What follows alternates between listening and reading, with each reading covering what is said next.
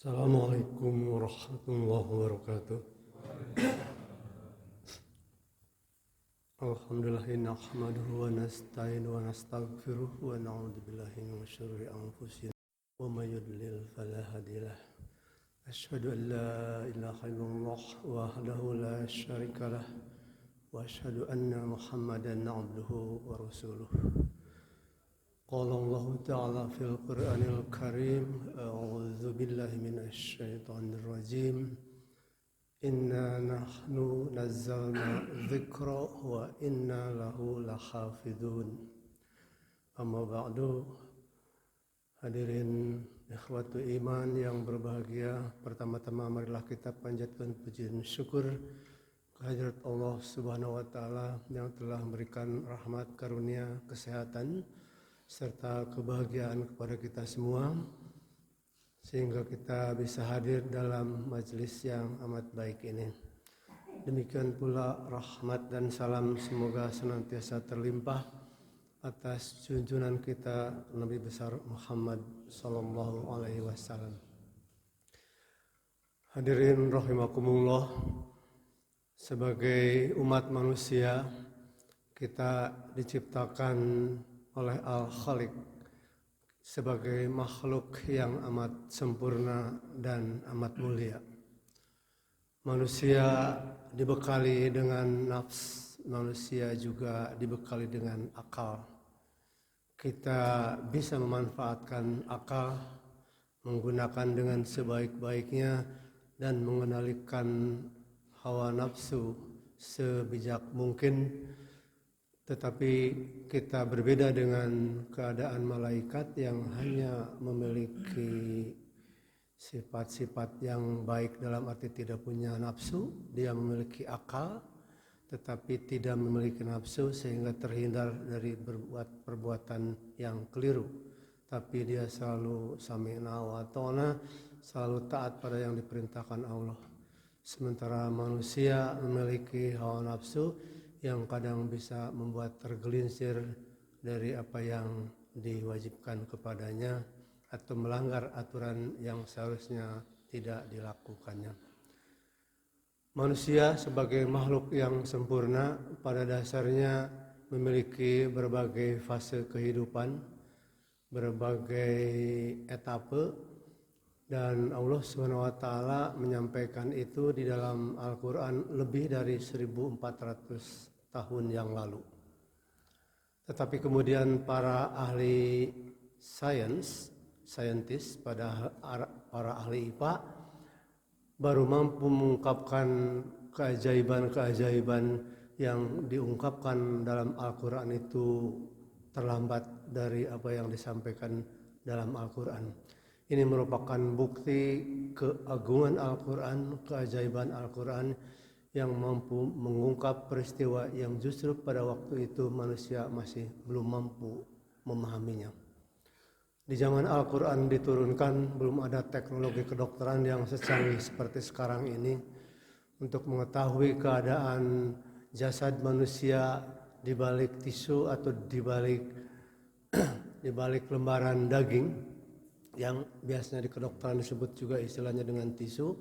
Kita memerlukan berbagai teknik pemotretan, mulai dari yang barangkali bagi kita teknologi yang sudah sangat lama.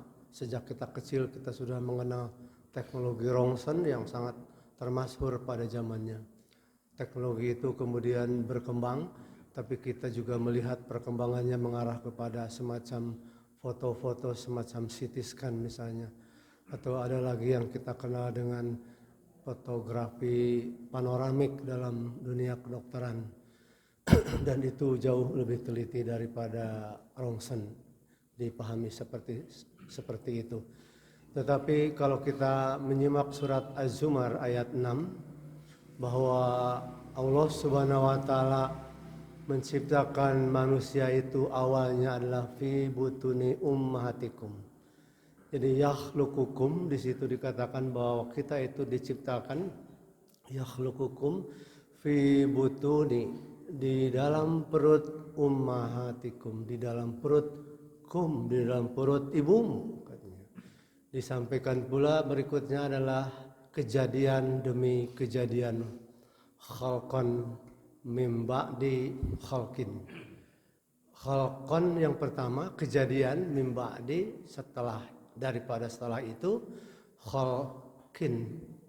Di situ ada kata khalqin sebetulnya dari kata khalqon juga, tapi tidak disebut khalqon mim ba'di khalqon karena ada kata min, ada huruf jar di situ, sehingga khalqon yang kedua menjadi khalqin, akhirnya menjadi mim ba'di khalqin, dan dilanjut dengan fi dzulumatin salasin, atau kalau waqaf fi dzulumatin salas. Nah, fi dzulumatin itu mengandung makna kegelapan, salasin kita mengenalnya dengan arti kata 3. Jadi disebutkan di situ bahwa ada kejadian demi kejadian, dan itu 3 kali dalam situasi dzulumatin, kegelapan. Itu disampaikan dalam Quran surat Az-Zumar ayat 6, yang sebetulnya diawali pada bagian surat itu bahwa manusia itu awalnya diciptakan dari Nabi Adam, kemudian diciptakanlah Hawa. Setelah Hawa tercipta, kemudian diciptakan oleh Allah Subhanahu wa taala, yaitu unta sepasang, kemudian domba sepasang, biri-biri sepasang. Ada berapa macam? Ada 4 sebetulnya. Ada unta, apalagi yang saya lupa, yang ingat itu domba dan kambing ya, jadi sepasang semuanya itu ada 8 macam, 1 pasang lagi yang belum disebut. Kemudian muncullah kata-kata tadi, yakhluqukum fi butuni ummahatikum. Nah, hadirin yang berbahagia, pada beberapa tulisan kita bisa menyimak bahwa terdapat beberapa perbedaan makna atau tafsiran terhadap apa yang dimaksud dengan khalqan mim ba'di khalqin fi dzulumatin salas itu. Karena dalam kejadiannya manusia itu disebutkan katanya dalam satu pendapat ada 3 fase, ada 3 kejadian. Yang kemungkinan yang pertama adalah keadaan dalam satu situasi yang waktunya sama, simultan, tapi ada lagi yang menyorotinya itu terjadi katanya dalam waktu yang sekuensial, dalam waktu yang berturut-turut. Yang pertama yang mengatakan bahwa manusia pada kejadiannya itu dia berada di dalam, berasal dari sel-sel air mani yang terpancar, kemudian masuk dengan membuahi sel indung telur, dan di situ kemudian dibungkus oleh satu lapisan atau yang disebut dengan membran, selaput, yang kita kenal dengan nama plasenta. Tapi plasenta itu kemudian dibungkus lagi dalam rahim. Kita tahu rahim juga berada dalam perut ibu. Bahkan Quran mengatakan fi qararim makin, katanya. Artinya bahwa perut itu, di dalam rahim itu tempat itu adalah tempat yang amat kokoh ya. Kokoh dalam arti bukan berarti keras seperti baja, tapi dia sangat kuat memberikan perlindungan gitu kepada sang bayi atau sang calon bayi di dalam kandungan. Dan plasenta itu kemudian dia dibungkus itu berada dalam cairan selaput, di luarnya ada selaput yang mengandung cairan, jadi seakan-akan bayi yang dalam plasenta itu, mungkin yang namanya itu janin begitu ya lebih tepatnya, ada yang membedakan kalau bayi itu sudah lahir. Jadi janin yang masih berada di dalam tubuh ibu itu, kemudian dia melayang, berenang di dalam air, barangkali yang ada kaitannya dengan air-air ketuban itu. Tetapi kemudian cairan itu yang terbalut, membran itu juga terbalut di dalam rahim ibu. Itu adalah gambaran yang menafsirkan bahwa itu terdiri dari 3 fase, 3 keadaan, 3 kejadian, 3 dzulumatin, 3 kegelapan. Tetapi ada juga yang menyerotinya dilihat dari segi waktu yang berbeda, berturutan. Kalau tadi artinya pada waktu yang bersamaan memang bayi itu berada di dalam plasenta. Plasenta itu yang berubah kemudian menjadi organ-organ tubuh dan seterusnya yang terhubung dengan tali ari-ari itu, kemudian terbungkus dalam rahim dan berada di dalam perut ibu.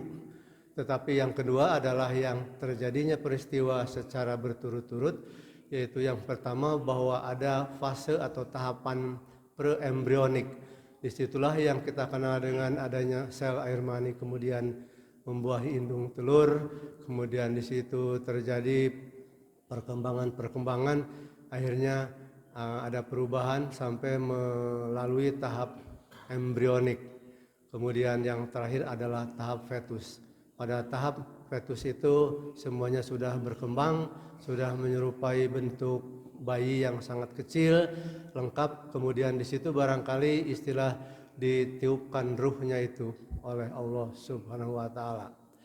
Peristiwa ini juga lebih detail lagi oleh Al-Quran sebetulnya yang sering kita dengar, yaitu mulai dari nutfah. Nutfah itu adalah sel air mani yang terpancar itu. Kemudian dari nutfah menjadi alaqah. Alaqah itu sendiri adalah zigot. Zigot merupakan bagian dari calon pembentukan janin. Dia sifatnya menempel pada dinding rahim. Kita mengenalnya seperti mirip-mirip lintah. Dan lintah biasanya nempel pada kulit itu menyedot darah, menyedot zat-zat makanan dari darah itu. Maka pada saat di situasi seperti itu, zigot atau alaqah juga menempel pada dinding sel rahim, menyedot makanan, menyedot nutrisi, jadi dia hidup dari nutrisi yang menempel yang ada pada rahim ibu itu. Di situ nutfah menjadi alaqah zigot itu. Nah, kemudian zigot atau alaqah itu menjadi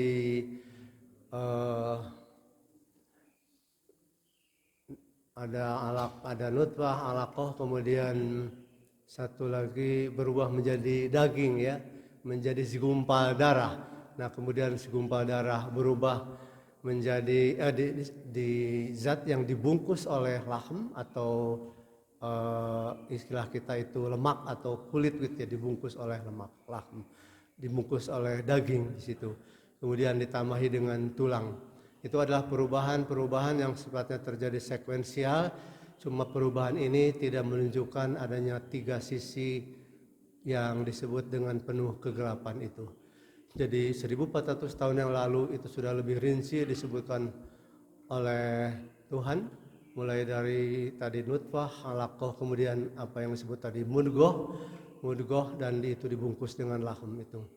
Maka sebetulnya itulah keajaiban ayat suci Al-Quran yang memberitahukan secara lebih rinci, tapi baru bisa dipahami oleh makhluk, oleh umat manusia baru beberapa ribuan tahun berikutnya, seperti sekarang setelah kedokteran menjadi lebih semodern seperti ini. Demikianlah hadirin sekalian, mudah-mudahan ada guna dan manfaatnya. Billahi taufik wal hidayah. Wassalamualaikum warahmatullahi wabarakatuh.